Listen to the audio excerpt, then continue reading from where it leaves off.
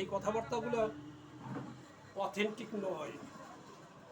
এই বইগুলা আমরা যদি পড়ি তা আমরা ওইগুলাই শিখব, এইগুলা না শেখা। আমরা বই পড়ব রিকমেন্ডেড বই। রিকমেন্ডেড বই কোনটা? সারা দুনিয়ার সমস্ত ডাক্তারদের কাছে পরিচিত, সমস্ত ডাক্তারদের কাছে যেই বই সমাদৃত তার ভিতর হইল ডাক্তার কেন্ট। কেন্টের বই অথেন্টিক, ক্লার্কের বই অথেন্টিক, এলেনের বই অথেন্টিক। এই সমস্ত বড় বড় বিজ্ঞ ভারতবর্ষে নীলমণি ঘটক, মহিম ভট্টাচার্য, এদের বই অথেন্টিক। বিজয় কুমার বসু, আবার সেই ভারতবর্ষে এন.সি. ঘোষ,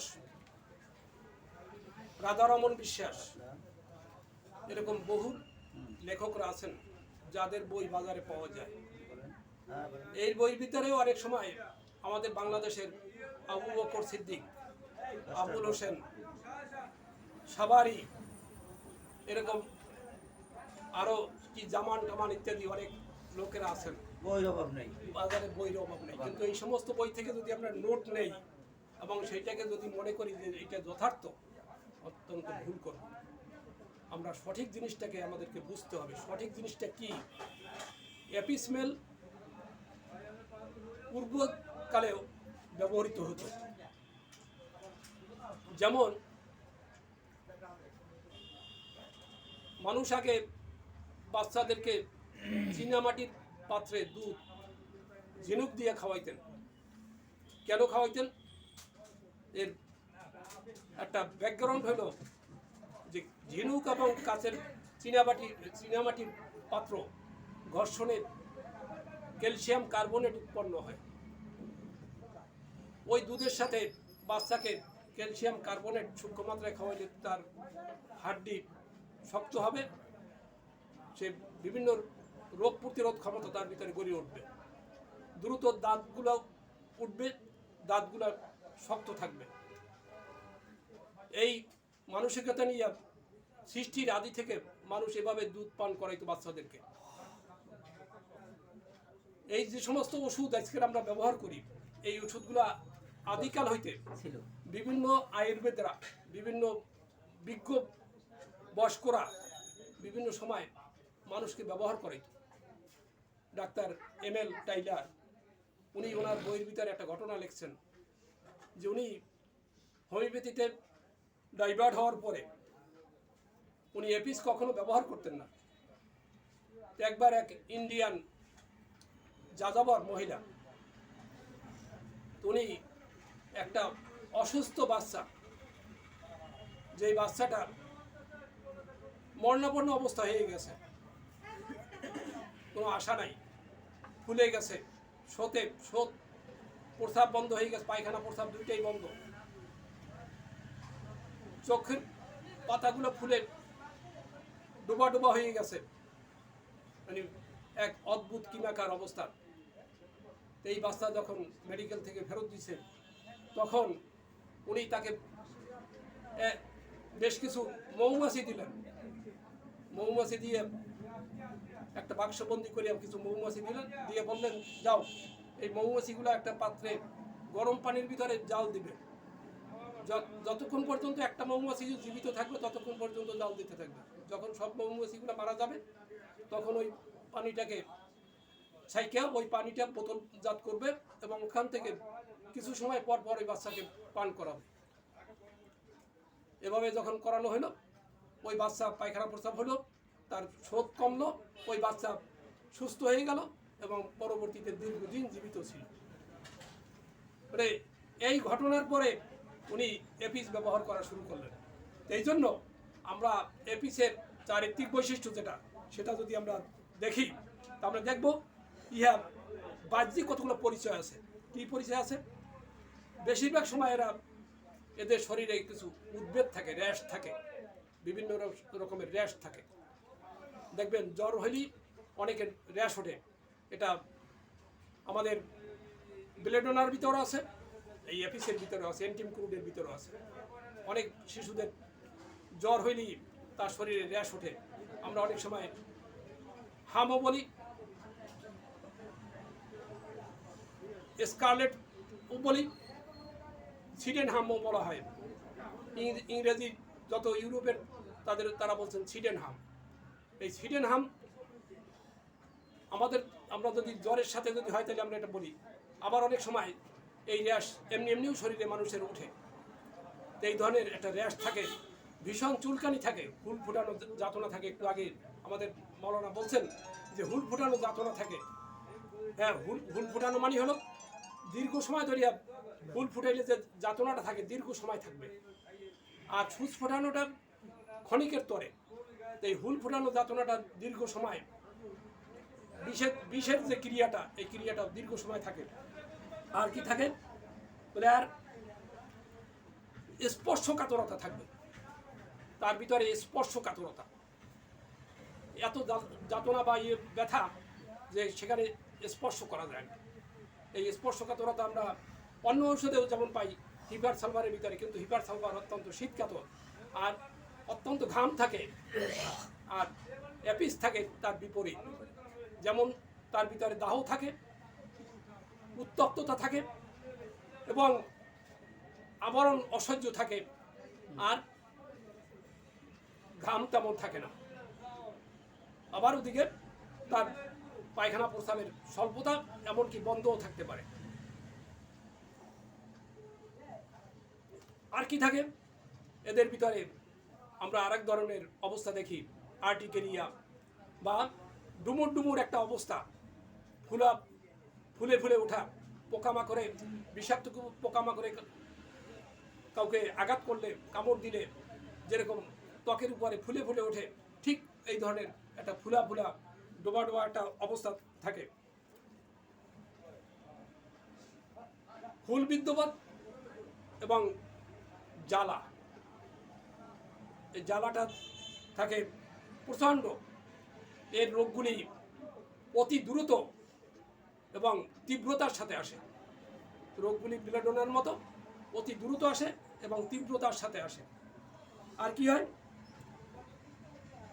শোথবৎ অবস্থা থাকে, এবং এই শোথের একটা বৈশিষ্ট্য থাকে, মনে হয় তার ভিতরে পানি আছে। এর শোথটা আমরা যেখানে দেখবো, চোখে দেখি বা অন্য কোথাও দেখবো কি যেন তার ভিতরে একটা পানিপূর্ণ আছে, টল টল করে, এরকম ভিতরে যেন ছিদ্র করে দিলি ভিতর থেকে পানি বেরোয় আসবে, এরকম একটা অবস্থা থাকে। ত্বকটা অতি মসৃণ থাকে, এটা দেখলে অ্যাপিসের ফুলা আমরা বুঝতে পারি।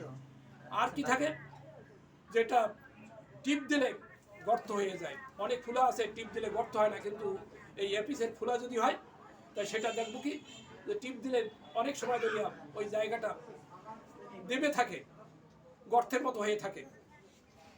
এই হলো বাহ্যিক অবস্থা। আর সাথে থাকে নিদ্রালুতা।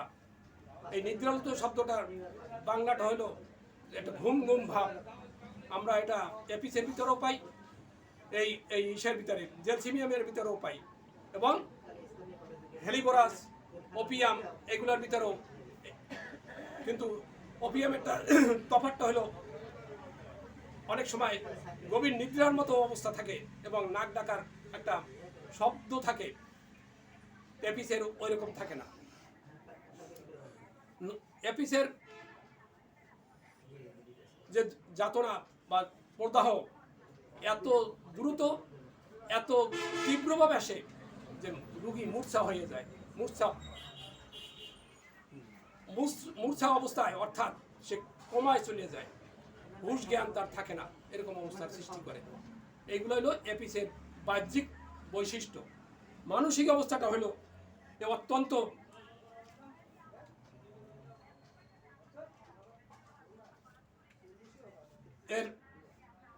অত্যন্ত জ্বালা যন্ত্রণা, যে যন্ত্রণাটা সে যেন মনে হয় যেন টুকরা টুকরা হয়ে যাবে, এরকম এক যন্ত্রণা অনুভব করে। আর কি করে, তার সমস্ত রোগ যন্ত্রণাগুলো গরম ঘরে গরমে উত্তপ্ততায় এক ধরনের চক্ষু প্রদাহ হয়, যে চক্ষু প্রদাহগুলা অনেক সময় ডাক্তার সাহেবরা গরম পানি দিয়ে ধুইতে বলেন, গরম পানি ভাপ দিতে বলেন। এর দ্বারা কি হয়, মানে রুগী আর মূর্ছা যায়। গরম যখন প্রয়োগ করা হয়, অ্যাপিসের রুগী যদি হয়, তাহলে তার রোগ যন্ত্রণা আরও তীব্র হয় এবং সে অসুস্থ হয়ে পড়ে। এই জন্য কোন রুগীকে ঠান্ডা দিতে হবে, কোন রুগীকে গরম দিতে হবে, এটা রুগীর, এই যে আগেই অর্গানের আলোচনার সময় বলছিলাম যে এই প্রকৃতির সাথে সম্পর্ক রাখা তার সেবা শুশ্রূষাও করতে হয়।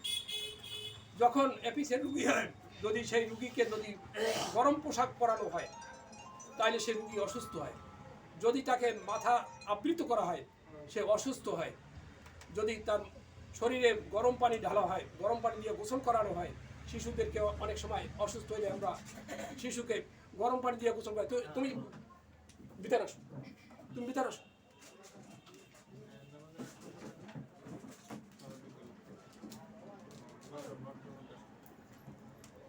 গরম পানি তাকে দিলে বা ব্যবহার করাইলে সে অসুস্থ হয়ে যাবে। দরজা জানলা বন্ধ থাকলে, বদ্ধ জায়গা হলে সে অসুস্থ হবে। যদি উনুনের কাছে থাকে, সে অসুস্থ হবে। রোদের তাপ যদি তার শরীরে লাগে, সে অসুস্থ হবে। আর যত রকমের ঠান্ডা বাতাস, পানি, এগুলা তার সমস্ত রোগের উপশম দেবে। যত ঠান্ডা আমি তাকে দিব, তত বেশি সে উপশম বোধ করবে। এটা হলো অ্যাপিসের চারিত্রিক বৈশিষ্ট্য। মানসিক লক্ষণগুলো আরও পিকুলিয়ার। মানসিক লক্ষণ আমরা শুনছি, যদিও আরও পিকুলিয়ার কিছু অবস্থা, যেমন সে গরম ঘরে গেলেই তার মেজাজ খারাপ হয়ে যায়, অসুস্থ হয়ে যায়। তাই গরম ঘর সে কোনো মতেই সহ্য করতে পারে না, গরম ঘর পছন্দ করে না। আর কি করে, সর্বদা দুঃখ ভাব থাকে তার ভিতরে। আমরা অ্যাপিসকে যতটা উগ্র মনে করি, অতটা উগ্র নয়, কিন্তু সে সবসময় দুঃখ ভারাক্রান্ত, হতাশ,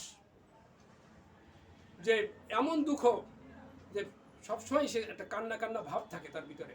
আমরা মনে করি যে অ্যাপিস বোধহয় একটা কঠিন ওষুধ। না, অ্যাপিস অত্যন্ত নম্র ধরনের, যেহেতু সে তার ভিতরে একটা কান্নার ভাব সবসময় থাকে, তার চোখে সবসময় পানি আসে।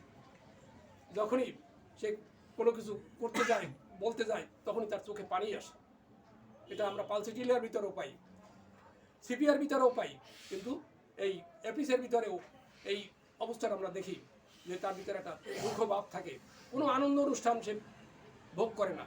কোনো আনন্দ অনুষ্ঠানে যদি সে কদাচ বাধ্য হয় যেতে, তখন কি করে, তখন সে বিমর্ষভাবে থাকে, মনে করে যেটা তার কাছে সে যেন অন্য একটা কিছু দেখতেছে। ওই আনন্দে তার মন উৎফুল্ল হয় না, সে আনন্দের সাথে নিজেকে সম্পৃক্ত করে না। এটা হলো অ্যাপিসের একটা বড় চরিত্র। আর কি, চিন্তায় মগ্ন থাকে সবসময়, একটা দুশ্চিন্তা, দুঃখ চিন্তা, মনে করে যে সমস্ত কিছু তাকে ঘিরে হচ্ছে, তার সমস্ত কিছুর জন্য সে দায়ী।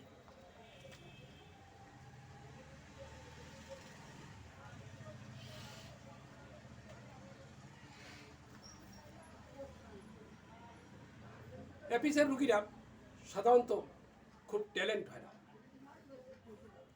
এরা যখন অ্যাপিসের রুগী হয়ে যায়, মৌমাছি অনেক ট্যালেন্ট, কিন্তু মৌমাছিকে যখন যদি সে বিষাক্ত মধু নিয়ে আসে, পথে যে সমস্ত মৌমাছিরা সেফগার্ড যারা থাকে, যারা পরীক্ষাকারী থাকে, ওদের হাতে যদি ধরা পড়ে যায়, তখন তার কোনো সে থাকে না। তখন কি করে, সে মাথা নত করে দেয়, তখন তার গলা কাটতে দেওয়া হয়। হ্যাঁ, সাথে সাথে তাকে হত্যা করা হয়। এই যে হত্যা করে, এজন্য কোনো সে যুদ্ধ বিগ্রহ করে না। অর্থাৎ এই চরিত্রটা মানুষের ভিতরেও এরকম থাকে, সে হাবা গোবা হয়ে যায়। তার দেখতে মনে হয় যেন সেটা হাবা গোবা, বুদ্ধিহীন। এরকম একটা অবস্থা তার ভিতরে বিরাজ করতে থাকে। আর কি বিষাদ ভাব থাকে, তার ভিতরে উত্তেজনা আছে, হিংসা আছে, মৌমাছির হিংসা আছে, এই জন্য এই হিংসা আছে।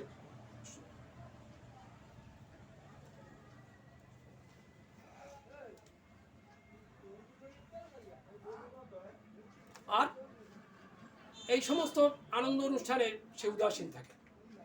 উদাসীনতা আমরা অনেক ঔষধের ভিতরে পাই, সিপিআর ভিতরে পাই, আইওডিএমের ভিতরে পাই, কিন্তু সেইখানে উদাসীনতা অন্য রকমের, লেখাপড়া অন্য অন্য অনেক কিছু নিয়ে। আর এপিসের উদাসীনতা হইল তার এই আনন্দ উপভোগের ব্যাপারে অত্যন্ত উদাসীন। কোনো আনন্দ অনুষ্ঠান তাকে বিমোহিত করে না, তাকে উৎসাহিত করে না। সে কী হয়, ওখানে সে উপেক্ষিত থাকে, সবসময় এগুলোর থেকে সে নিজেকে দূরে রাখতে চায়। এই ব্যাপারে সে উদাসীন থাকে।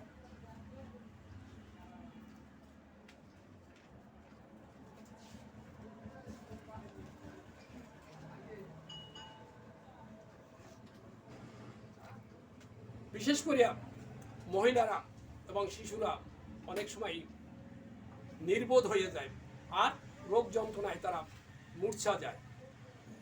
এই কথাগুলো যদি আমাদের মনে থাকে, তাহলে আমরা যে কোনো রোগে, যে কোনো অবস্থায় আমরা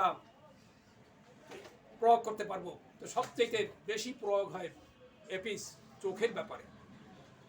চোখের কথা বলতে গিয়ে বিজ্ঞ ডাক্তাররা বলছেন যে চোখের উপরে এত প্রভাব ফেলে যে চোখের তারা পর্যন্ত ধূসর হয়ে যায় এবং অত্যন্ত জ্বালা যন্ত্রণা যুক্ত হয়ে পড়ে। এমনকি চোখের পুরা চোখ এই স্তরটা বের হয়ে আসে। আমার জীবনে আমি একবার এক রুগী দেখার সুযোগ পাইছিলাম, যে মঠবাড়িয়া কলেজের ভাইস প্রিন্সিপাল প্রফেসর বদরুদ্দোজা, ওনাকে আমি দেখছিলাম যে ওনার চক্ষু দুটো বের হয়ে আসছিল। এই যে চক্ষু বের হয়ে আসা, এটা এপিসের একটা বৈশিষ্ট্য। এই ধরনের চক্ষুর রোগে এই এপিস অত্যন্ত কার্যকরী, যদি তার অন্য অন্য চারিত্রিক বৈশিষ্ট্যগুলো তার ভিতরে থাকে। এই চক্ষু রোগ হোক, গলক্ষত, ডিপথেরিয়া, এই ডিপথেরিয়ার ভালো ওষুধ একটা এই এপিসমেল। এপিসমেলের ডিপথেরিয়া রোগীর তরল খাবার পর্যন্ত সে গিলতে পারে না। আমরা ল্যাকেসিসেও দেখি তরল খাবার গিলতে পারে না, কিন্তু এই এপিস তরল খাবার গিলতে পারে না। এটা একটা তার বৈশিষ্ট্য। ল্যাকেসিসের অনর্গল কথা বলতে থাকে, কিন্তু এই এপিসমেলের ভিতরে অনর্গল কথা বলে না। অর্থাৎ ল্যাকেসিস টকেটিভ থাকে, সবসময় টকেটিভ। আবার টকিং শুরু করে তো টেকনাফ থেকে শুরু করিয়া তেতুলিয়া পর্যন্ত যায়, অসংলগ্ন কথা বলে। কিন্তু এপিসে এই ধরনের চরিত্র নেই। এখান থেকে আমরা, আর এপিসের ভিতরে হুল ফোটানো যাতনা থাকে, ল্যাকেসিসের ভিতরে হুল ফোটানো যাতনা থাকে না। আমরা অত্যন্ত গরম দাহ এগুলো এপিসের ভিতরে পাই, কিন্তু ল্যাকেসিসের ভিতরে ওই ধরনের দাহ নাই। ল্যাকেসিস আর একটা চরিত্র, বিশেষ চরিত্র আছে, যেটা সে কলার আটকাইতে পারে না। কলার বন তার প্রদাহিত থাকে, এই জন্য সে কখনো টাই বাঁধতে পারে না, অথবা কোটের কলারের বুতাম লাগাইতে পারে না। এই ধরনের অবস্থা তার ভিতরে থাকে। আর নিদ্রায় বৃদ্ধি, এটা ল্যাকেসিসের একটা বৈশিষ্ট্য, যে যখনই সে ঘুমের ভিতরে ঘুম হয় তখনই তার রোগ যন্ত্রণা বেড়ে যায়, আর বসন্তকালে তার রোগ যন্ত্রণা বাড়ে। আর এপিস সর্ব সিজনেই তার রোগ যন্ত্রণা, যদি এপিসের লক্ষণ থাকে সর্ব সিজনেই তার রোগ যন্ত্রণা বাড়ে। এগুলো থেকেই আমরা একটা থেকে আরেকটা আলাদা করতে পারি। এই জন্য আমরা এপিসের এই যত রকমের বৈশিষ্ট্য আছে, এই বৈশিষ্ট্যগুলো যদি যে কোনো রোগীর ভিতরে আমরা পাবো, ক্যান্সারের রোগী হোক, আর প্রস্রাবের সমস্যা হোক, শোথ হোক, যেই রোগী হোক, আমরা সেখানে যদি এপিসকে প্রয়োগ করি, তো দেখবো মন্ত্রের মতো কাজ করবে। আশা ছেড়ে দিয়েছে, মেডিকেল থেকে ফেরত দিয়ে দিয়েছে সেই রোগী এপিসের দ্বারা অনেক সময় আরোগ্য ঘটে যদি আমাদের কাছে মানুষ আসে। এই জন্য আমরা এপিসের চরিত্রকে যথার্থভাবে যদি উপলব্ধি করতে পারি, যথার্থভাবে আয়ত্ত করতে পারি এবং রুগীকে সাদৃশ করতে পারি, তখন দেখব যে এপিসে আমাকে কত নিরাশার ভিতরে আশার আলো জ্বালিয়ে দেবে, এটা আমরা তখনই দেখতে পাবো। এই জন্য আমরা সবসময় প্রত্যেকটা ঔষধকে যথার্থভাবে জানার চেষ্টা করি। কিন্তু আমরা ঔষধকে জানি আঙ্গিকভাবে, আঙ্গিক লক্ষণগুলোকে আমরা প্রাধান্য দেই, কিন্তু আঙ্গিক লক্ষণ কখনোই ঔষধের সার্বিক চরিত্র হইতে পারে না। যেমন একটা মানুষের একটা হাত বলে এই হাতটা ডাক্তার ফেরদৌসের না, ওই এরকম হাত সবারই আছে, এই হাতটা ফেরদৌস হইতে ডাক্তার হইতে পারে না। হাত, পা, চোখ, কান, তার গায়ের রং, তার বয়স, তার পোশাক, তার কথাবার্তা, তার চরিত্র সব কিছু মিলিয়ে যেমন ডাক্তার ফেরদৌস, এইরকম প্রত্যেকটা ওষুধেরও তার সার্বিক লক্ষণগুলো মিলিয়া ওষুধ। কোনো আঙ্গিক লক্ষণের উপরে যদি আমরা ওষুধ প্রয়োগ করি তা সেটা সাময়িক উপশম দিতে পারে, কিন্তু সার্বিক কোনো উপকার দর্শাবে না। সেদিন আমার কাছে এক ছেলে আসছে, বিএম কলেজের মাস্টার্সের এক ছেলে, তাই সে আমাকে বলতেছে তার ঠিক যৌনাঙ্গের মানে লিঙ্গের উপরিভাগে যে স্থূল মাংসটার ভিতরে আগে একটা ফোড়া হয়েছে, এবারে আর একটা ফোড়া হয়েছে। আমাকে বলতেছে ডাক্তার সাহেব ফোড়ার ঔষধ দেন। আমি ফোড়ার চিকিৎসা আমি করি না। বলেন কি ফোড়ার চিকিৎসা করেন না? আমি বললাম আমি ফোড়ার চিকিৎসা করি না। আপনি যদি চিকিৎসা নিতে চান আপনার চিকিৎসা আমি পুরো আপনাকে চিকিৎসা করব এবং আমার ফি আছে, আমি আপনাকে সময় দেবো, আপনার বিস্তারিত শুনবো। আমি তো আসছি একটা ফোড়া নিয়ে। আমার দেখেন এখানে বহু ডাক্তার আছে, এই আশেপাশে আছে, ওনাদের কাছে যান, ওনাদের কাছ থেকে আপনি ফোড়ার চিকিৎসা নিতে পারবেন, কিন্তু আমার কাছ থেকে নিতে পারবেন না। আমার কাছ থেকে নিতে হলে এভাবে নিতে হবে। তুমি অনেক সময় ধরে এটা আর কি হইতে পারে? আমি তো আপনাকে এক কথাই বললাম, কি হইতে পারে এত কথা যদি আমি কি করে বলবো? আপনার বিস্তারিত শুনলে আমি বলতে পারবো এটা কি হইতে পারে, কেন হয়েছে, কোথায় দিয়ে আসছে, এগুলো ইত্যাদি আমি আপনার বিস্তারিত শুনলে তারপর বলতে পারবো। তাহলে আমাদের এরকম অনেক রুগীরাই অনেক সময় আমাদের কাছে আসেন, ফোড়া নিয়ে আসলেন, ফুলা নিয়ে আসলেন, আমরা আঙ্গিক লক্ষণের উপরে ওষুধ প্রয়োগ করব? কখনোই করব না। এইটা যদি করি তা আমি ভুল করব। কেননা হোমিওপ্যাথি ওষুধ একটা অ্যাটম, একটা ইলেকট্রন, এটা যদি ভুল প্রয়োগ হয়ে যায় এটার পরিণতি অত্যন্ত ভয়াবহ। অ্যালোপ্যাথিক ওষুধ, প্রত্যেকটা ওষুধের, পৃথিবীতে যত ওষুধ আছে সব ওষুধেরই সাইড এফেক্ট আছে। মুখ্য ক্রিয়া, গৌণ ক্রিয়া প্রত্যেকটা ওষুধেরই আছে। যে হোমিওপ্যাথির নাই এ কথা যদি কেউ বলে ভুল বলবে, হোমিওপ্যাথি ওষুধেরও আছে, কিন্তু অ্যালোপ্যাথিকের ঔষধের সাইড এফেক্টটা স্থূল মাত্রায় হয় বিদায় সাথে সাথে দেহের কোনো অঙ্গের উপরে, কোনো অর্গানের উপরে প্রকাশ পায়। কিন্তু হোমিওপ্যাথি ঔষধ এত সূক্ষ্ম, যার যদি বিরূপ ক্রিয়াটা হয় সেই বিরূপ ক্রিয়াটা তার জীবনী শক্তির উপরে হবে এবং তার মনের উপরে হবে, কাজেই সেটার ক্ষতি অনেক বেশি হবে। কাজেই আমাদেরকে ঔষধ ব্যবহার করার আগে আমাদেরকে চিন্তা করতে হবে যে ঔষধটা আমি কোথায় ব্যবহার করতেছি, কী ঔষধ ব্যবহার করতেছি, এর জন্য একটা প্রযোজ্য ক্রিয়া। আমরা তো কথায় কথায় ব্যবস্থাপত্র দিয়ে থাকি, দেখা যায় ফেসবুকে অনেক লোক এই লক্ষণের উপরে আমি কী ওষুধ খাবো, আবার কিছু ডাক্তাররা বলে দেয় এই ওষুধ খান আপনি। হ্যাঁ ভাই, হোমিওপ্যাথি এত সোজা জিনিস না, আমাদেরকে বুঝতে হবে হোমিওপ্যাথি এত সোজা জিনিস না, এত সহজে ব্যবস্থাপত্র দেওয়া যায় না। যারা দেয় তারা আসলে আমরা না বুঝে দিচ্ছি, আমরা হোমিওপ্যাথিকে এখনও বুঝি না। এই জন্য হোমিওপ্যাথিকে বোঝার জন্য সবাইকে আমাদেরকে বেশির থেকে বেশি স্টাডি করতে হবে, বুঝতে হবে, বিজ্ঞদের সাথে অবস্থান করতে হবে, জানতে হবে যে আসলে কি। এটা যখন আমাদের বুঝে আসবে তখন হোমিওপ্যাথি করা অতি সহজ হবে, হোমিওপ্যাথি বোঝা সহজ হবে, হোমিওপ্যাথি দ্বারা মানুষ উপকৃত হবে, মানুষের আমি কল্যাণ করতে পারবো, অকল্যাণ আমার দ্বারা হবে না। এইটাই আসল কথা। এই জন্য আমরা হোমিওপ্যাথিকে অধিক থেকে অধিক স্টাডি করব এবং স্টাডি করব ওই সমস্ত বই, যেই সমস্ত বইগুলো যুগ যুগ ধরে সবার কাছে সমাদৃত। হ্যাঁ, এখানেও একটা কথা আমি আবার বলি যে সমাদৃত এনসি ঘোষের বইটাও সমাদৃত, কিন্তু এনসি ঘোষের বই দয়া করে কেউ পড়বেন না, কারণ উনি একজন ভালো ডাক্তার ছিলেন, এতে কোনো সন্দেহ নেই। উনি একজন এমডি ডাক্তার, কিন্তু উনি যে বইটা লেখছেন বইটা উনি অ্যালোপ্যাথিক ধাঁচে লেখছেন। ওই অ্যালোপ্যাথিক ধাঁচ যদি হোমিওপ্যাথদের ভিতরে ঢুকে যায় ওই ব্যক্তি কখনো হোমিওপ্যাথ হইতে পারবে না।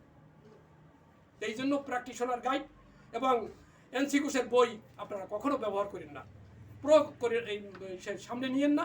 এটা আপনাকে কুপথে নিয়ে যাবে, অর্থাৎ অপহোমিওপ্যাথির দিকে নিয়ে যাবে। এটা থেকে আপনারা বিরত থাকেন। আল্লাহ আমাদেরকে বোঝা এবং আমল করার তৌফিক দেন।